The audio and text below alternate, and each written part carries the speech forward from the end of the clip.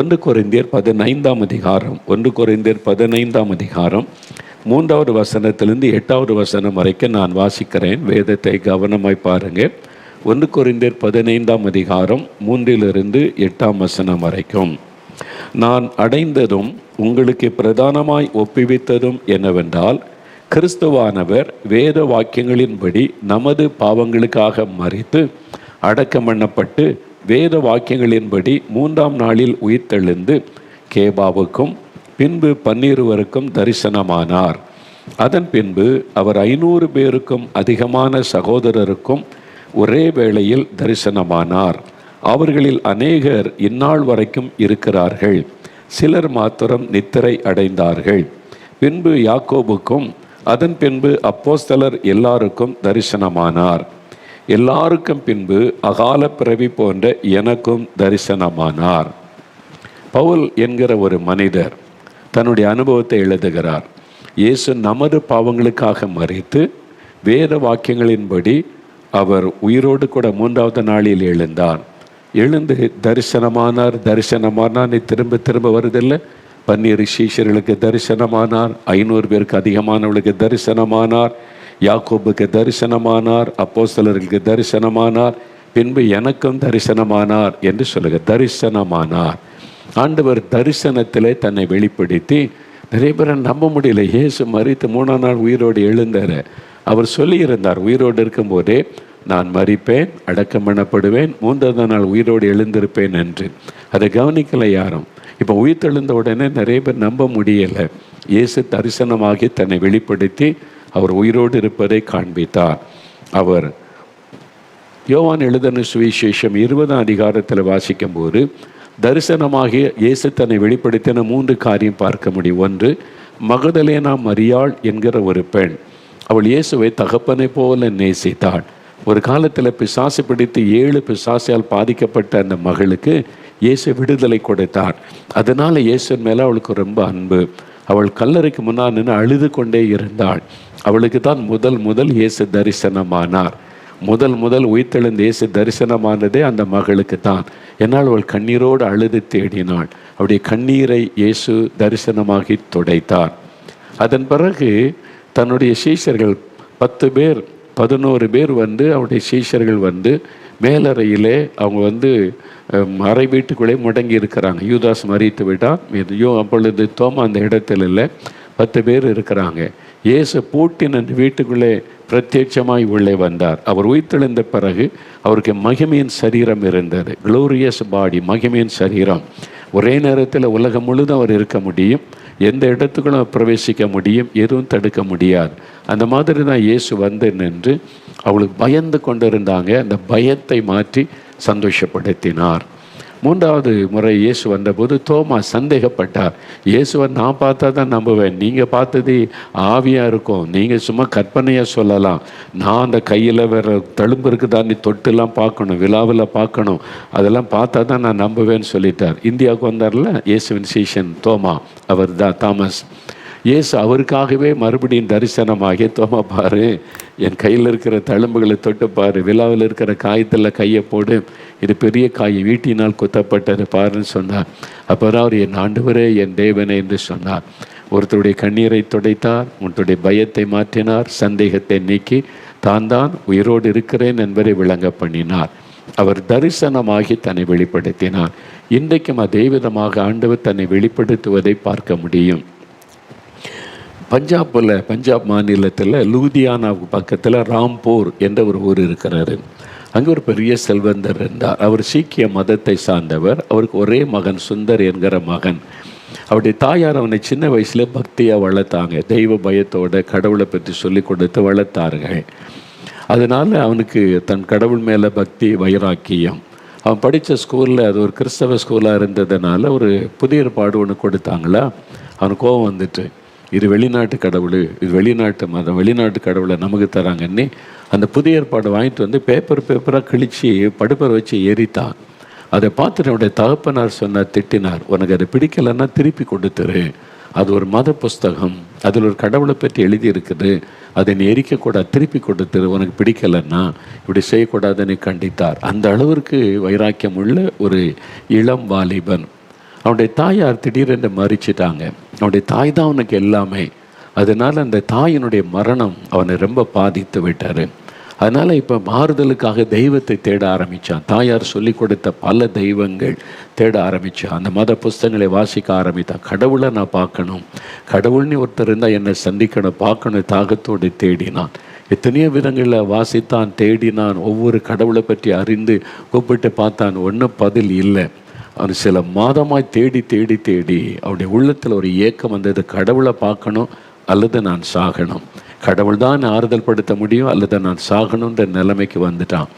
ஒரு நாள் அவங்க பாருங்கள், வீட்டில் மேல் மாடியில் ஒரு ரூம், அந்த ரூமில் உட்காந்து ஜெபம் பண்ணிவிட்டு ஒரு ஆண்டவரை கூப்பிட்டு சொன்னால், இன்றைக்கு இதான் கடைசி நாள், இன்றைக்கு இரவுக்குள்ளே கடவுள்னு ஒருத்தர் இருந்தால், நான் நம்புகிறேன் கடவுள்னு ஒருத்தர் இருக்கிறார். எங்கள் அம்மா சொல்லி கொடுத்தா, அந்த கடவுள் யார் எனக்கு தெரியல, நான் எல்லா கடவுளையும் தேடிட்டேன், கடவுள்னு ஒருத்தர் இருந்தால் என்னை வந்து சந்திக்கணும், நான் அவரை பார்க்கணும், அவருக்கு எனக்கு தரிசனமாகணும். அப்படி இல்லைன்னா நான் காலையில் எங்கள் வீட்டு பக்கத்தில் போகிற ட்ரெயினில் விழுந்து, காலையில் முதல் ட்ரெயின் அவங்க வீட்டை ஒட்டி ரயில்வே லைன் இருக்கிறது, ட்ரெயினில் விழுந்து தற்கொலை பண்ணி செத்துருவேன்னு முடிவெடுத்து கடவுளுக்கே சொல்லிட்டான் பிரார்த்தனையில்.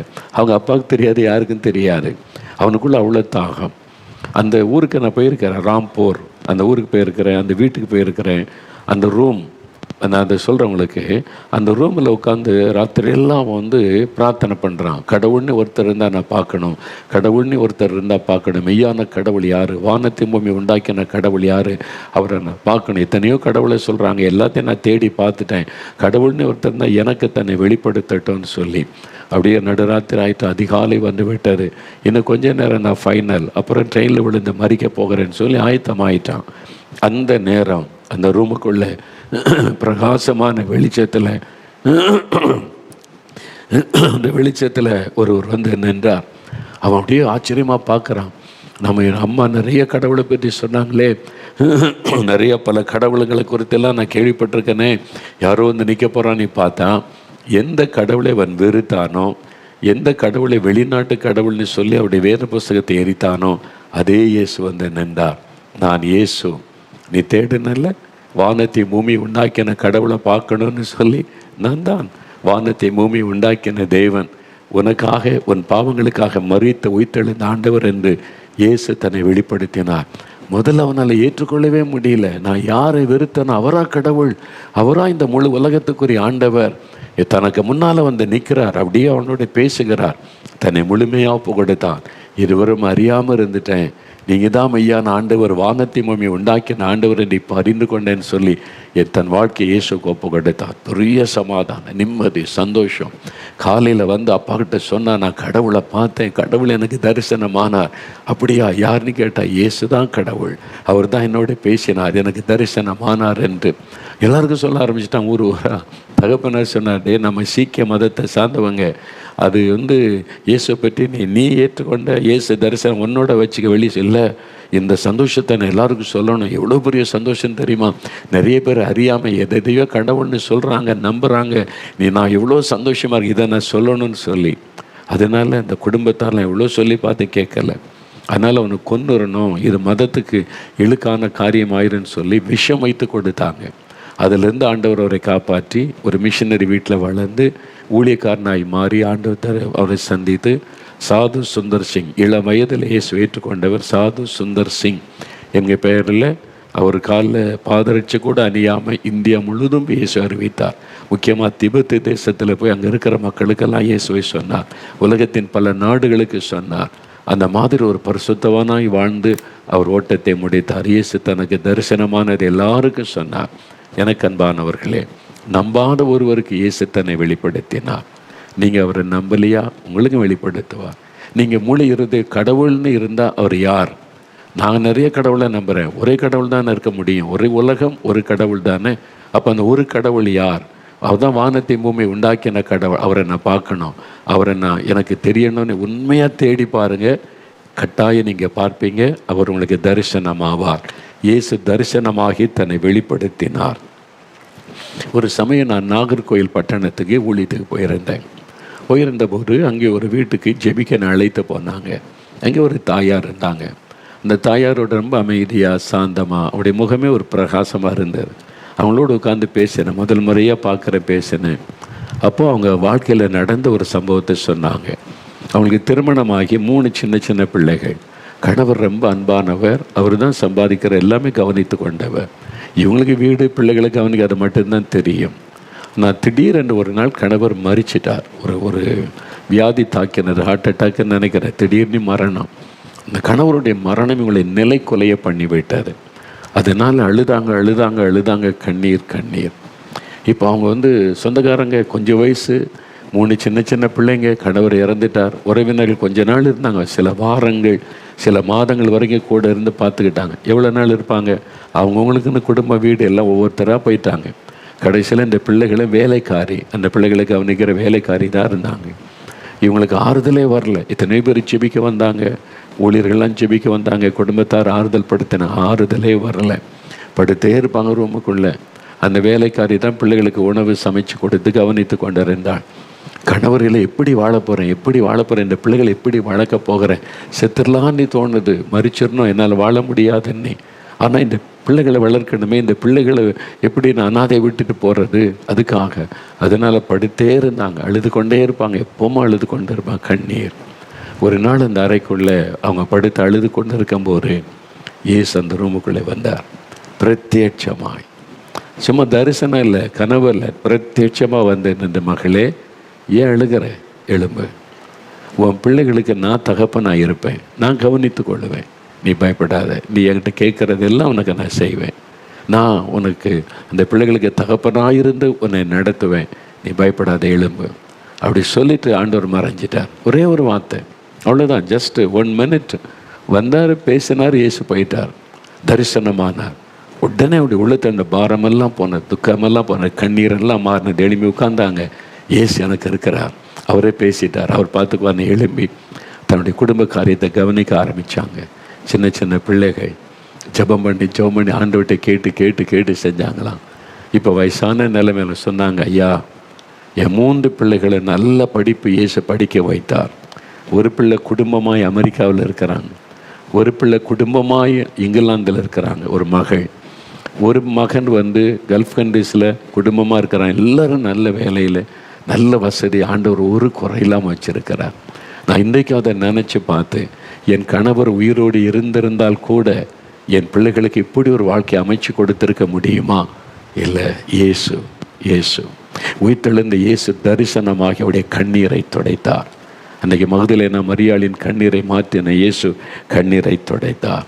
இவ்வளோ அற்புதமான ஆண்டவர் பார்த்தீங்களா? இன்றைக்கும் அவர் தரிசனமாகி ஜனங்களை ஆறுதல் படுத்துகிறார், அற்புதம் செய்கிறார். உங்களுக்கு தரிசனமாவார். நீங்கள் கேளுங்க, கூப்பிடுங்க, இயேசுவை முழு இருதயத்தோடு கூப்பிடுங்க. உங்கள் முழு இருதயத்தோடு என்னை தேடினால் உங்களுக்கு நான் காணப்படுவேன் வாக்கு கொடுத்திருக்கிறார். I will reveal my self to you, நான் என்ன உங்களுக்கு வெளிப்படுத்துவேன்னு சொல்லி வாக்கு கொடுத்துருக்கேன். முழு இருதயத்தோட, சும்மா அறகுற மனசோட அதெல்லாம் போய் இதெல்லாம் இருக்காது. அப்படி நீ நம்பலைன்னா உனக்கு கிடையாது. முழு இருதயத்தோட விசுவாசித்து கூப்பிட்டா அந்த தரிசனமாவார். பாருங்க, ஒரு சமயம் பந்தலில் திறப்பின் வாசல் ஜெபம் நடந்தபோது ஒரு தாயும் கல்லூரியில் படிக்கிற மகளும், அந்த தாயை அழைத்து கொண்டு அந்த மகள் தான் மேடைக்கு வந்து நின்றாள். அவங்க கிறிஸ்தவங்க கிடையாது. அவங்க மைக்கில் அந்த தாய்க்கு பதிலாக அந்த மகள் தான் சாட்சி சொன்னாள். என்ன சொன்னாங்க தெரியுமா? அந்த தாயாருக்கு வயிற்றிலே ஒரு வலி, பல மாதமாக இருந்தது.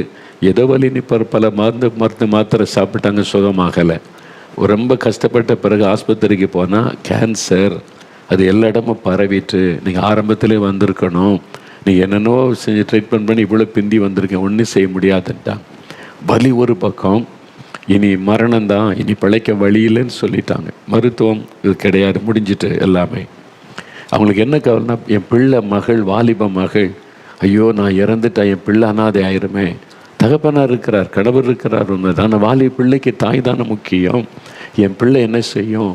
அந்த வேதனை, சரீரத்தின் வேதனை ஒரு பக்கம், மகளை நினைத்ததுக்கும் ஒரு பக்கம், அழுதுகிட்டே இருப்பாங்க வீட்டில்.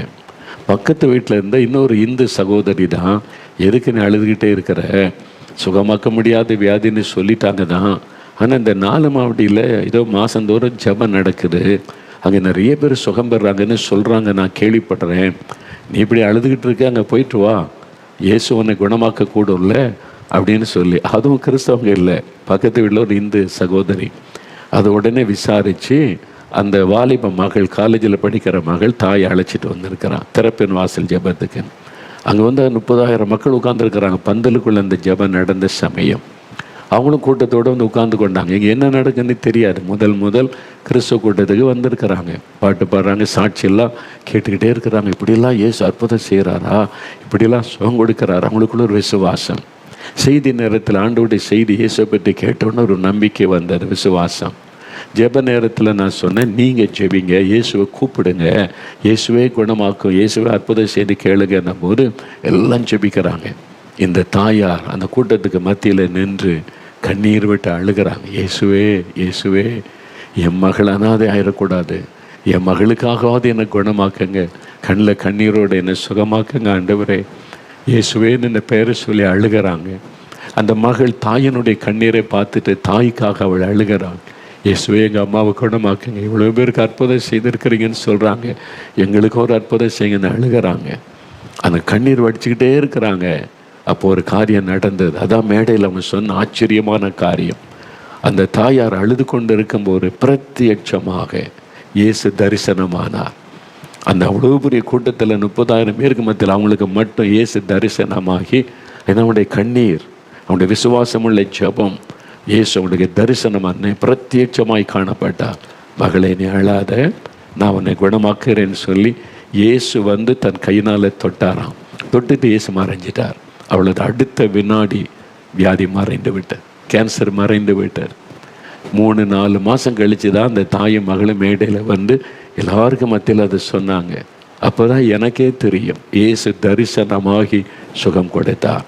இன்றைக்கு உங்கள் வீட்டில் உண்மையாக நீங்கள் கூப்பிட்டீங்கன்னா உங்கள் மத்தியில் தரிசனமாகி உங்களுக்கு அற்புதம் செய்வார். முழு இருதயத்தோட இயேசு எனக்கும் ஒரு அற்புதம் வேணும்னு கேட்டிங்கன்னா தரிசனமாகிய ஒரு அற்புதம் செய்கிற ஒரு ஆண்டவர். இன்னொரு ஆச்சரியமான காரியம் என்ன தெரியுமா? வள்ளியூர்னு இருக்குது. திருநெல்வேலியிலேருந்து நாகர்கோவில் போகிற வழியில் வள்ளியூர். பல வருஷத்துக்கு முன்னால் அங்கே ஒரு கூட்டம், இயேசு விடுவிக்கிறார் கூட்டம் நடைபெற்றது, விடுதலை பெற விழா. அங்கே இருக்கிற வியாபாரிகள்லாம் கூட்டம் ஒழுங்கு செய்திருந்தாங்க.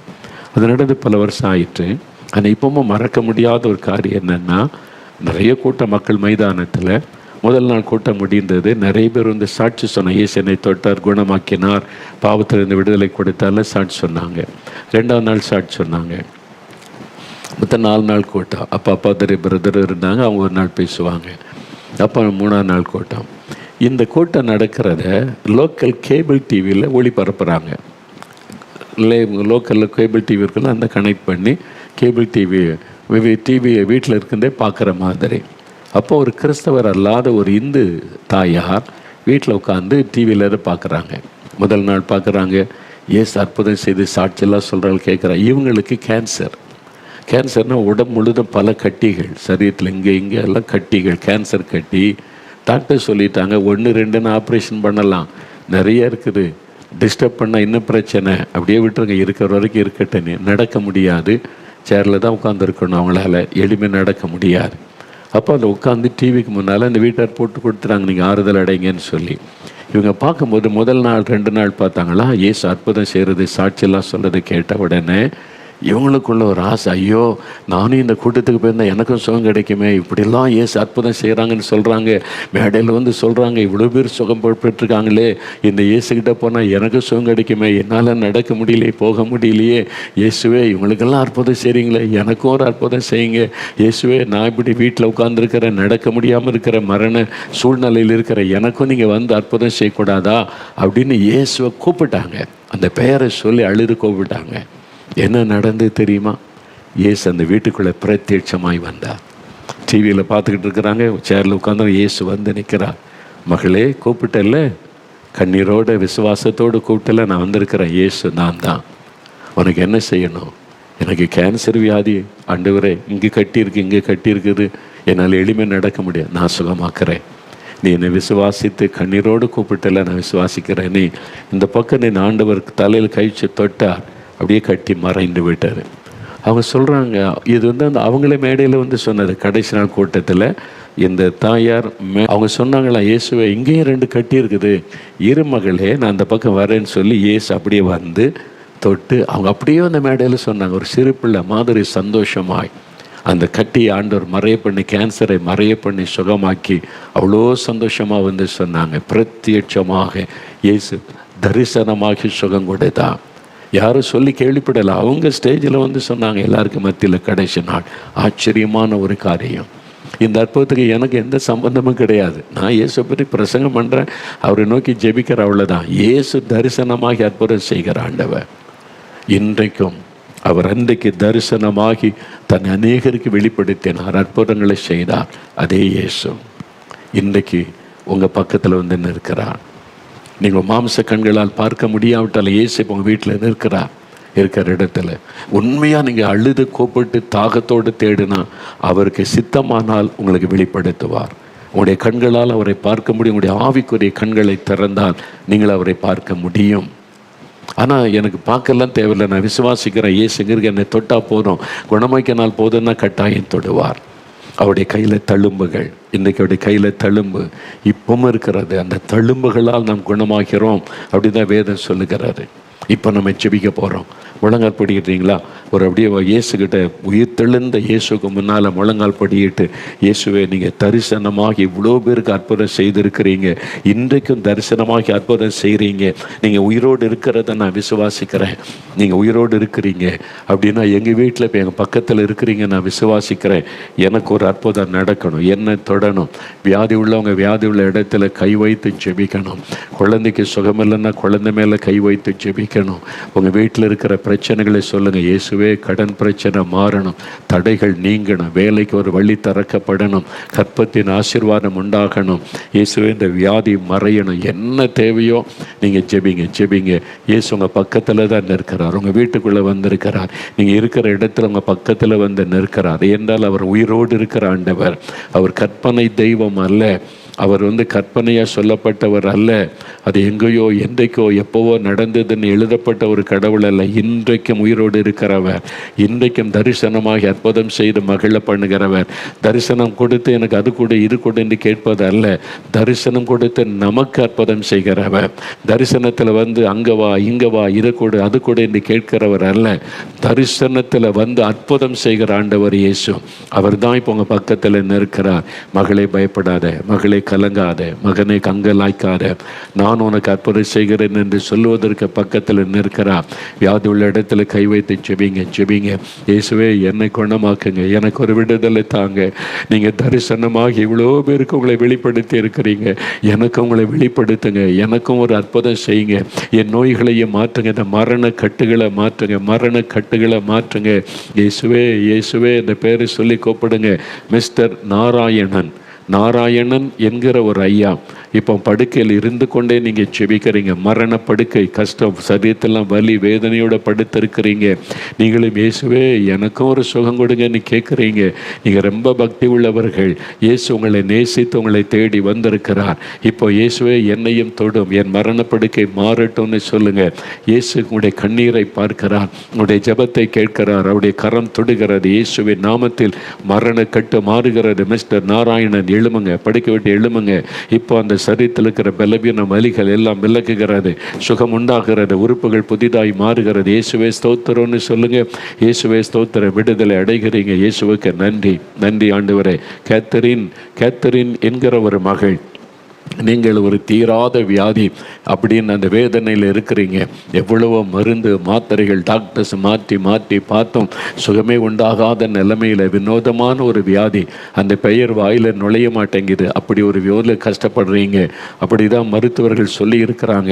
இப்போ இயேசு உங்களை தொடுகிறார். கேத்தரின், இயேசுடைய தள்ளும்புள்ள கரம் தொடுகிறார். அவருடைய தொடுதலை உணர்கிறீங்க. அவருடைய கை உங்கள் மேலே தலையில் வைக்கப்படுகிறது. இப்போ அந்த நோய் மறைகிறது. இயேசுவுக்கு ஸ்தோத்திரம். ஆண்டவரே இயேசுவே ஸ்தோத்திரன்னு வாய் திறந்து ஆண்டவரை துதிங்க. ஆண்டவருக்கு நன்றி சொல்லுங்க. ஆண்டவரை ஸ்தோத்திரம் பண்ணுங்க. ஆண்டவர் அப்படி செய்கிறீர், விடுதலை தந்து கொண்டு இருக்கிறேன். கற்பத்தின் கனிக்காக செபிக்கிறீங்க. இயேசு உங்களுடைய கற்பத்தை ஆசீர்வதிக்கிறார். மைதிலி என்கிற மகள், கற்பத்தின் ஆசீர்வாதம் உங்களுக்கு உண்டாகிறது. 2 முறை கருச்சிதைவு ஏற்பட்டு கர்ப்பப்பை பலவீனப்பட்டு விட்டதுன்னு சொல்லிட்டாங்க. அதனால உங்களுக்கு ரொம்ப ஒரு கலக்கம். இயேசு தொடுகிறார். பலவீனப்பட்ட அடைக்கப்பட்ட கர்ப்பப்பையை குணமாக்குகிறார். அந்த கர்ப்பத்தில் ஒரு குழந்தை செல்வத்தை வைத்து உங்களை ஆசீர்வதிக்கிறார். இயேசுவே நன்றின்னு சொல்லுங்க. மைதிலி, இயேசுவே நன்றி. இயேசுவுக்கு ஸ்தோத்திரம்னு சொல்லுங்க. நன்றி சொல்லுங்க. பிரபாவதி என்கிற மகள், ஆண்டவருடைய கரம் தொடுகிறது. மகளே, ஆண்டவருடைய வல்லமை உன் கர்ப்பப்பையில் இறங்குகிறது. கர்ப்பப்பையில் ஒரு பிரச்சனை, கர்ப்பப்பை அகற்றி விட வேண்டும்னு சொல்றாங்க. ஆனால் உங்களுக்கு இன்னும் குழந்தைகள் இல்லை. அதனால ரொம்ப மன வருத்தத்தோட கண்ணீர் வடிக்கிறீங்க. எனக்கு குழந்தையும் இல்லை, கர்ப்பப்பையை எடுக்க சொல்றாங்களே ஆண்டவரேன்னு சொல்லி இயேசுடைய கரம் உன்னை தொடுகிறது. மகளே, அந்த கர்ப்பப்பையை குணமாக்குகிறார். இயேசுவின் நாமத்தில் சுகம் உடைய குழந்தை செல்வத்தை அருளி ஆசீர்வதிக்கிறார். விசுவாசிங்க, விசுவாசிங்க. இயேசுவுக்கு நன்றி சொல்லுங்க. இயேசுவே ஸ்தோத்திரம் அப்படின்னு சொல்லுங்க. இயேசுவே ஸ்தோத்திரம்னு சொல்லுங்க. ஆண்டவருக்கு நன்றி சொல்லுங்கள் இப்பொழுது. நன்றி சொல்லுங்கள் இப்பொழுது. நன்றி சொல்லுங்க ஆண்டவரே. Thank you Lord. மனிஷா என்கிற ஒரு மகள், உன்னுடைய ஜெபம் கேட்கப்பட்டது. மகளே மனிஷா, இயேசுடைய வல்லமை உன் சரீரத்தில் இறங்குகிறார். உன்னுடைய இருதயத்தில், உன்னுடைய வயிற்று பகுதியில் பிரச்சனை, அது வெளியே சொல்ல முடியாத அளவுக்கு வலியும் வேதனை, ஜீரண உறுப்பு பாதிக்கப்பட்டு விட்டார். குடலை கட் பண்ணணும்னு சொல்கிறாங்க. அந்த அளவு வேதனை. ஆண்டவர் இயேசுடைய வல்லமை தொடுகிறது. மனிஷா, இயேசுடைய கரமுனை தொட்டு குணமாக்குகிறது. மகளை விடுதலை பெற்றுக்கொள்கிறாய். இயேசுவுக்கு ஸ்தோத்திரம்னு சொல்லுங்கள் இப்பொழுது. ஆண்டவருக்கு நன்றி சொல்லுங்கள் இப்பொழுது. இயேசுவே ஸ்தோத்திரம்னு சொல்லுங்கள். தேங்க்யூ லார்ட், உமக்கு நன்றி, உமக்கு நன்றின்னு சொல்லுங்கள். தேங்க்யூ லார்ட், உமக்கு நன்றி. வாய் திறந்து இயேசுவே தொடும், எனக்கு உம்மை வெளிப்படுத்தும், நானும் உம்மை பார்க்கட்டும்னு சொல்லுங்கள் இப்பொழுது. கணேசன், ஆண்டவருடைய கரம் உங்களை தொடுகிறது. கணேசன், நீங்கள் இப்பொழுதுதான் முதலாக இந்த நிகழ்ச்சியை பார்த்து இப்படியும் நடக்குமா, இப்படிலாம் இயேசு செய்வார்னு ஆச்சரியப்பட்டு இயேசுவேன்னு கூப்பிட்றீங்க. இயேசு உங்களுடைய ஜெபத்தை கேட்டார். கணேசன், ஆண்டவருடைய கரம் உங்களை தொடுகிறது. உங்கள் பாக்கெட்டில் மாத்திரை வச்சுருக்கிறீங்க. மாத்திரை இல்லாமல் எங்கும் போக முடியாது. எந்த நேரத்தில் உங்களுக்கு அந்த பாதிப்பு வரலாம். அதனால் அந்த மாத்திரை வைத்துக்கொள்ளுங்கள்னு டாக்டர் சொல்லி, சாகும் வரைக்கும் மாத்திரையில் தான் வாழணுமா, மரண பயத்தோடு வாழணுமான்னு எப்பொழுது ஒரு மரண பயம். இன்றைக்கி இயேசு குணமாக்கிட்டார். இனி அந்த மாத்திரை தேவையில்லை, தூக்கி எறிந்து போடுங்க. உங்களுக்கு இயேசு சுகம் கொடுத்துட்டார், பயத்தை மாற்றிவிட்டார். இயேசுவுக்கு ஸ்தோத்திரம் அப்படி சொல்லுங்கள். இயேசுவே உமக்கு ஸ்தோத்திரம், இயேசுவே ஸ்தோத்திரம்னு சொல்லுங்கள் இப்பொழுது. Thank you Lord. புஷ்பராணி, ஆண்டவருடைய கரம் உன்னை தொடுகிறது. மகளே, அடிக்கடி உன் தலையில் உண்டாகிற ஒற்றை தலைவலி, அது சுத்தியில் வைத்து அடித்த மாதிரி வலி உண்டாகும். பல வருஷமாய் உன்னை வாதித்து கொண்டிருக்கிற அந்த வலி, உன் கண்ணீரின் ஜெபத்தை கேட்டு இயேசு குணமாக்குகிறார். இயேசுவை ஸ்தோத்திரம் அப்படின்னு ஆண்டவரை மகிமைப்படுத்த மகளே, விடுதலை பெற்றுக்கொள்கிறார். இயேசுவின் தழும்புள்ள கரம் உன்னை தொடுகிறது இப்பொழுது. தேங்க்யூ லார்ட், உமக்கு ஸ்தோத்திரம். ஆண்டவரே உமக்கு நன்றி. பூஜா என்கிற மகள், ஆண்டவர் உன் ஜெபத்தை கேட்கிறார். பூஜா ஆனந்த், உன்னுடைய மொழிபெயர் பூஜா ஆனந்த் என்பது. அந்த ஆண்டவர் உன் ஜெபத்தை கேட்கிறார். Your full name is Pooja Anand. The Lord Jesus Christ is touching you, my daughter, and you are receiving the healing power of Jesus in your body. You are healed now by the power of the Lord Jesus Christ. இயேசுவின் நாமத்தில் உனக்கு சுகம், விடுதலை. இயேசு அநேகரை தொட்டு இன்றைக்கு அற்புதமான சுகத்தை தந்து கொண்டு இருக்கிறதை நான் பார்க்கிறேன். இன்னும் பலருக்கு தன்னை வெளிப்படுத்தி கொண்டிருக்கிறார். சிலர் அவரை தரிசிக்கிறீங்க, சிலர் அவருடைய தொடுதலை உணர்றீங்க. இப்போ இயேசு வீட்டுக்குள்ள வந்ததுனால அசுத்தாவிகள் வெளியேறுகிறாரு. அசுத்தாவி சிலர் அலறி கீழே விழுறாங்க. வீட்டில் பயப்படாதாங்க. அந்த ஆவி போன உடனே எழும்பிடுவாங்க. அது ஒரு பொல்லாத பலவீனப்படுத்துகிற ஆவி, பயத்தின் ஆவி. உங்களுக்கு விடுதலை இப்பொழுது சுகத்தை பெற்றுக்கொள்ள கல்பனா உன்னை வாதித்து கொண்டு இந்த பொல்லாத ஆவி விலகுகிறது. மரண கட்டுகளை கொண்டு வந்த பொல்லாத ஆவி இயேசுவின் நாமத்தில் விலகுகிறது. கல்பனா, விடுதலை நீ பெற்றுக்கொள்கிறாய். வாய் திறந்து இயேசுவை ஸ்தோத்திரம் என்று ஆண்டவரை மகிமைப்படுத்து. ஆண்டவருடைய கரம் தொட்டதுக்காக நன்றி. சுந்தரி, ஆண்டவருடைய கரம் உங்களை தொடுகிறது. சுந்தரி, இயேசுடைய வல்லமை உங்களுடைய கால்களுக்குள், முழங்காலுக்குள் இறங்குகிறாரு. ஐயோ, முழங்காலை மடக்க முடியல, நடக்க முடியல, உட்கார்ந்து எழும்ப முடியல. அந்த எலும்புகளுக்குள்ள வல்லமை இயேசுவின் நாமத்தில் இறங்குகிறாரு. அந்த முழங்கால் புதிதாய் மாறுகிறாரு. இயேசுவுக்கு ஸ்தோத்திரனை மகிமைப்படுத்துங்கள். ஆண்டவருடைய கரம் கொடுத்த விடுதலைக்காக இயேசுவே உமக்கு ஸ்தோத்திரம். இயேசுவே உமக்கு நன்றி. ஆண்டவரே உமக்கு நன்றி. அப்படி எல்லாம் வல்லது கரம் ஏற்றுங்க. இயேசுவே, நீர் உயிரோடு இருக்கிற ஆண்டவர், மரித்த உயிரோடு இருக்கிற ஆண்டவர், எங்களோடு எங்களோடு இரும், என்னோடு இரும், எங்கள் வீட்டில் இரும், எங்களுக்குள்ளே தங்கிடும், எங்களை விட்டு நீங்கள் போகக்கூடாது, விலகக்கூடாது, எப்பவுமே எங்கள் கூட இருக்கணும். இயேசுவே ஸ்தோத்திரம். அப்படி சொல்லுங்கள், இயேசுவே ஸ்தோத்திரம். தகப்பனே, நீங்கள் அநேகரை தொட்டு விடுதலை கொடுத்த மகளை பண்ணிட்டீங்க, நன்றி நன்றி நன்றி. உங்களை அநேகருக்கு இன்னைக்கு வெளிப்படுத்தி இருக்கிறீங்க, நன்றி. அவங்க எல்லாம் உடைய சாட்சிகளாய் நின்று மகிமைப்படுத்தட்டும், ஆசீர்வதியும். எல்லா மகிமை இயேசு ராஜாவிற்கு மாத்திரம், மரித்த உயிரோடு இருக்கிற இயேசுவுக்கே ஸ்தோத்திரம் ஸ்தோத்திரம். தகப்பனே, நான் பிரயோஜனமான ஊழியக்காரன், கடமை மாத்திரம்தான் நான் செய்திருக்கிறேன். எல்லா மகிமையும் இயேசு ராஜாவிற்கு நான் செலுத்துகிறேன். இயேசு கிறிஸ்துவின் நாமத்தில் ஜெபிக்கிறோம் பிதாவே. ஆமேன் ஆமேன். என் ஆத்மாவே கர்த்தரை சோஸ்தரி, என் முழு உள்ளமே அவருடைய பரிசுத்தமுள்ள நாமத்தை சோஸ்தரி. என் ஆத்மாவே கர்த்தரை சோஸ்தரி, அவர் செய்த சகல உபகாரங்களை மறவாதே. ஆமேன் ஆமேன்.